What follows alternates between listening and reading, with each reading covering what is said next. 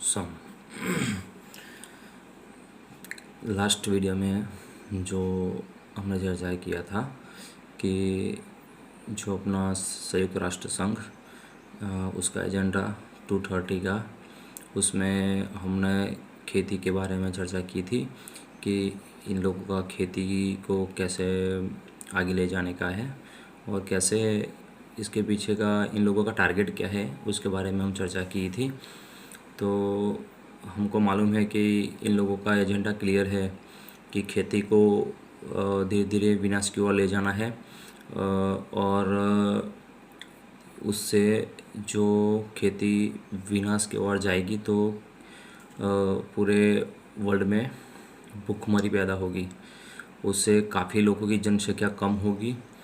और रही दूसरी बात कि जैसे खेती जितनी कम होगी उतना हाँ जो बेरोज़गारी बढ़ेगी, तो उससे क्या होगा कि अपनी जो भी ये जो बड़ी बड़ी कंपनियां हैं, फार्मास कंपनियां हैं या अपना केमिकल्स कंपनियां हैं, उसमें जो भी पढ़े लिखे हुए लोग हैं वो उसमें जाएंगे, काम करेंगे और एक गुलामी की तरह उसमें जंजीरों में जकड़ जाएंगे। तो ये फर्स्ट क्लियर एजेंडा इन लोगों का है कि ज़्यादा से ज़्यादा कैसे ये पूंजीपति लोग, जो धनाढ्य लोग हैं, उसका इनकम बढ़े, उसका वही टारगेट। हमने कोरोना के अंदर हम लोगों ने देखा कि कैसे जो बड़े बड़े लोग हैं उन लोगों की संपत्ति में अढड़क, इतनी मंदी में भी अढड़क उन लोगों ने कमाई की थी। तो इससे हमें मालूम पड़ता है कि ये सामान्य जो हम लोग हैं उसको मारने का ये लोगों का बहुत बड़ा एजेंडा है। वैसा ही एक दूसरा इन लोगों का एजेंडा ऐसा है कि ऊर्जा, यानी हमें ये जो ऊर्जा की बात करते हैं तो जो विकसित देश है उसमें इन लोगों को ऊर्जा के बारे में हमने देखा है कि कैसे वो लोग अपने बड़ी बड़ी बिल्डिंगें डेवलपमेंट करे, उसमें बड़ी बड़ी ऊर्जा के स्रोत वो लोग डेवलप कर रहे हैं।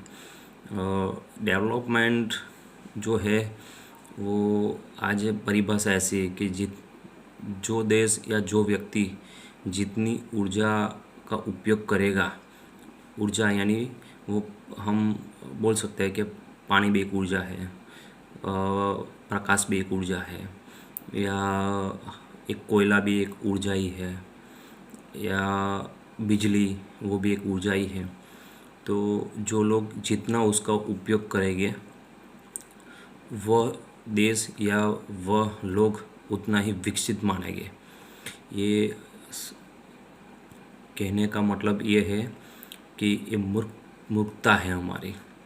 जो लोग जितना भोगी और विलासी होगा उतना ही वो लोग ज़्यादा डेवलपमेंट मानना पड़ेगा। ऐसी एक मान्यता, एक मानसिकता भरी पड़ी हुई है समाज में। तो आज सबकी एक ही दौड़ है कि हम लोग फॉरेन में चले जाएंगे, अमेरिका हो या ऑस्ट्रेलिया हो, जो भी। तो वहाँ क्या है, वहाँ पैसा है, वहाँ खाना पीना है, वहाँ भोग विलास है। तो जो भी भोग विलासी लोग हैं वो तो बाहर जाने वाले ही है, क्योंकि उसको यही करने का है जीवन में, कुछ सहन नहीं करने का, कुछ करने की इच्छा ही नहीं है। इधर आए हैं तो कम से कम जीना एक बार है, तो पूरा भोग के जियो। तो ये जो मानसिकता है वो बहुत गलत मानसिकता है। और जो जो लोग या देश जितनी कम ऊर्जा का उपयोग करेगा, कम जो प्राकृतिक साधनों का उपयोग करेगा, उसको अविकसित मानेंगे ये लोग। तो उससे क्या होगा कि उससे जो सामान्य व्यक्ति है उसके मन में तो यही लगेगा कि ये इसका जीवन कैसा है, एकदम चिकनाई हुआ भरा हुआ जीवन है, कुछ भोग विलास तो करता ही नहीं है। तो ये कम कम से कम पिछड़ा हुआ ये लोग है, ऐसा ये लोग मानेंगे। लेकिन मेरी दृष्टि है विकसित और सभ्य देश कौन हो सकता है, तो वो देश हो सकता है जिसने कम से कम ऊर्जा का उपयोग किया हो, कम से कम ऊर्जा का उपयोग करके अच्छा, सुखी और संपन्न जीवन जीने की जिसका सिद्धांत है, वही तो सुखी हो सकता है। तो यह हम देख सकते हैं कि आज का मनुष्य जो है, वो मनुष्य मनुष्य नहीं है, पशु तुल्य जीवन जी रहा है, क्योंकि वो अपनी पूरी जो साइकिल है वो साइकिल में बंधा हुआ है। यह एक यांत्रिकता के दौर में ऐसा दौर चल रहा है कि उसको मालूम ही नहीं पड़ता कि मैं एक मनुष्य हूँ और मुझे ये जन्म ही क्यों मिला, ये मुझे इसी सारे अच्छे कुल में जन्म क्यों मिला है, मनुष्य में रूप में ही मेरे को क्यों मिला, ये जो बुद्धि और मेरे को मन बुद्धि मिला है क्यों मिला, ये सोचने की क्षमता ही खलास हो गई। क्यों हो गई है? ये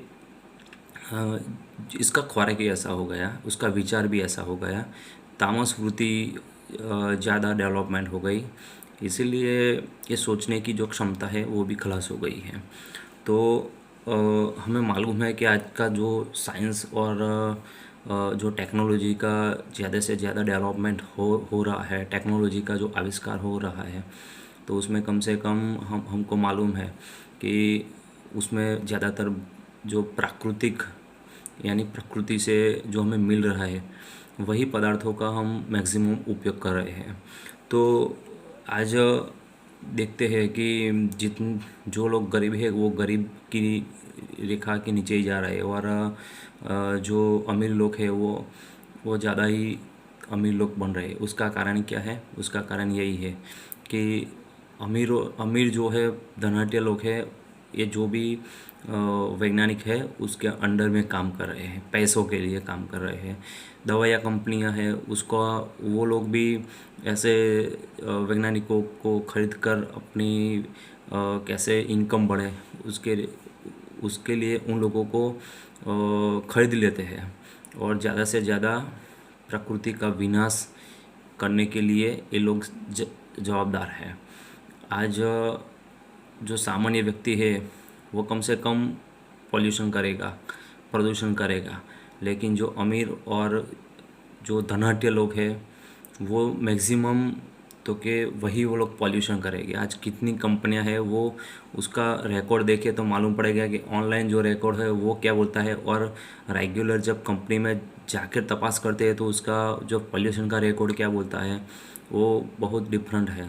यानी ये लोगों का जो काम है वो कम से कम पैसों के लिए ही है। तो हमें कम से कम हमें मालूम है कि जो ये प्राकृतिक जो हमें ऊर्जा मिल रही है, ऊर्जा के स्रोत है, वो हमें कम से कम उसका उपयोग कम करना पड़ेगा। आज जो भी कुछ हमें दिखाई दे रहा है, यानी कि हमारे घर तक जो बिजली आ रही है और उसका कैसे डेवलपमेंट वो लोग कर रहे हैं, कितना कोयला उसको एक यूनिट जनरेट करने में कितना कोयला ये लोग यूज़ कर रहे हैं और उसे मैक्सिमम कितनी पॉल्यूशन भी होती होगी, ये सब हमें सोचना चाहिए। यानी कि हम जो प्राकृतिक के पदार्थों को जो उपयोग कर रहे हैं आज वो कम से कम मैक्सिमम हो गया है। एक खेडूत है तो वो खेती के लिए जो लाइट मिल रही है तो वो करीबन 8 घंटा ही मिल रही है। जहाँ ये जो केमिकल कंपनियां हैं, फार्मा कंपनियां हैं और जो भी कंपनियों से उसको ये 24 आवर्स बिजली दे रहे हैं, तो ये कैसी रणनीति है? यानी खेती को बर्बाद करने का है और ये जो कंपनियां अपना कंपनियों को ज़्यादा पैसों कमाने का ये चल रहा है। तो ये ज़्यादा पैसा कमाने वाली जो कंपनियां हैं वो मैक्सिमम ये ऊर्जा का स्रोत कर रही है। उससे क्या है, उससे प्राकृतिक जो संसाधन है उसका भी ज़्यादा उपयोग हो रहा है। यानी जितना जितना हम अब प्राकृतिक पदार्थों का उपयोग करें, जैसे कि कोयला है, यूरेनियम, थोरियम, वो सब हम पृथ्वी के पेटाड़ में से हम ज़्यादा उसका शोषण कर रहे हैं। हमें ये सोचना चाहिए कि यह सब जो दिया हुआ है पेट्रोलियम पैदाश, वो कहीं ना कहीं प्रकृति के गर्भ में ये पृथ्वी के जो स्ट्रक्चर है उसमें उसका महत्वपूर्ण भाग होगा। वो ईश्वर ने क्यों दिया होगा वह आज का वैज्ञानिक को मालूम नहीं है, क्योंकि वो भोगवादी बन गया हुआ है। तो हमें सोचना चाहिए कि हमें कितना उसमें से लेना है, वो मालूम नहीं है। इसीलिए ये सब आज जो जो कुछ हम प्रकृति में फेरफार देख रहे हैं उसका कारण यही है कि हमें जो पृथ्वी माता की जो गोद है उसमें से अधिकतम हम वो ऊर्जा का उपयोग कर रहे हैं जो हमें विनाश की ओर ले जा रही है। तो यह कम से कम हमें सोचना चाहिए। नहीं सोचेंगे तो हमको मालूम है कि ये भूकंप भी आने वाले हैं, जलवायु परिवर्तन होने वाला ही है, ऋतु जो हम आज देख रहे हैं वो भी अनियमित होने वाली है। और आज 44 डिग्री जो जो टेम्परेचर इस धरती पर हम हमारा 35 या 39 के बीच में रहता था, तो वो आज कम से कम 44 के आसपास चला गया। तो ऐसा क्यों हुआ? तो इसका कारण हमारी भोग वृत्ति, यानी हम हमारा भोग के वृत्ति के उसके ऊपर नियंत्रण नहीं है, इसीलिए ये हो रहा है। तो कम से कम हमें प्रदूषण को कम से कम करने के लिए हमें ये ऊर्जा का बहुत कम उपयोग करना पड़ेगा। और ये जो जो भी फार्मा या जो भी बड़ी कंपनियां हैं, तो सरकार को भी उसके ये भोगवादी वृत्ति को रोककर जितना चाहिए उतना ही उपयोग करना पड़ेगा, तभी ये रोक सकेंगे। यानी वेद का उद्देश्य क्या है? वेद का उद्देश्य यही है कि प्रत्येक धनी अपनी संपत्ति को ईश्वर की संपत्ति मानकर समाज में उसका उपयोग करना चाहिए और त्यागपूर्ण उपयोग करना चाहिए। और प्रत्येक जो गरीब और निर्धन जो व्यक्ति है वो उसको भी धनिकों से ईर्ष्या नहीं करनी चाहिए और उसके परिश्रमों पर विश्वास रखना चाहिए। और कष्टों जो भी कष्ट आ रहे हैं उसको सहन करते हुए हमें धैर्य रखना चाहिए। और हमें जो भी धनाढ्य लोग हैं वो एक गरीब और जो निर्धन लोग हैं उसके ऊपर दया करना चाहिए। और अपना धन है वो धन राष्ट्र के हित में, विश्व के कल्याण के हित में और संसार में शांति कैसे बनी रहे उसके लिए ही उपयोग करना चाहिए। तो ये थोड़ा टॉपिक हम जो आज है वो ऊर्जा के स्रोत पे हम चर्चा किया है। तो हमारा संकल्प भी कम से कम थोड़ा बहुत तो लेना पड़ेगा कि हम कम से कम ऊर्जा का उपयोग करेंगे। हम कम से कम हम वृक्ष का जो छेदन हो रहा है आज उसको रोकेंगे और कम से कम हम 1 या 2 वृक्ष तो हम बोएंगे, जैसे जिससे हमारे प्रकृति प्रति हमारा जो भाव है वो बना रहे। क्योंकि आज जो भाव की बात करें तो आज जो जो खेडूत के हमारे परदादाओं जो जो भूमि के प्रति, धरती के प्रति जो माँ का भाव था वो बहुत निराला भाव था। और उस समय जो भी कुछ उत्पादन हो रहा था वो पौष्टिक और शांति और सुखदायक देने वाला भोजन बन रहा था। और आज हम देख रहे हैं कि हमारा जो धरती, हमारी जो पशु पक्षी, वो सबके प्रति का जो भाव है वो बिल्कुल शून्य हो गया, क्योंकि हमारी वृत्ति भोग वृत्ति हो गई है। मैंने इतना डाल तो मेरे को इतना मिलना ही चाहिए। ये जो भोग वृत्ति के कारण जो हम आज संसार में जो फेरफार और जो उथल पुथल देख रहे हैं उसका कारण हमारी भोग वृत्ति है। तो हमारी ये भोग वृत्ति को हमें रोककर हमें कम से कम हम ऊर्जा का कम उपयोग करके और हमारा भाव प्रकृति प्रत्यय और ईश्वर के प्रत्यय हमारा भाव निस्वार्थ भाव होना चाहिए और हमें प्रयत्न करना चाहिए। तो हम ये प्राकृतिक आपदाओं से हम बच सकेंगे।